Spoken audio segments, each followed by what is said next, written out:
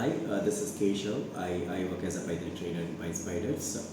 One of my students, she got placed recently. She'll share some experience. This is Shubha. I'm a 2024 graduate from the Sri Siddhartha Institution of Technology in the stream of Computer Science Engineering. I have joined PySpider in the month of February, and I have got trained on Python. The trainer was Keshav sir, and I have got trained on the SQL. The trainer was Vinod sir, and I have completed the web technology courses also. It was taken by Vinod sir. And how the mocks and presentation helped here? Usually here the boot camp and the screening and the presentation include my communication and the confidence. The mocks were conducted for part of the mocks were conducted, and it will improve my technology skills and all.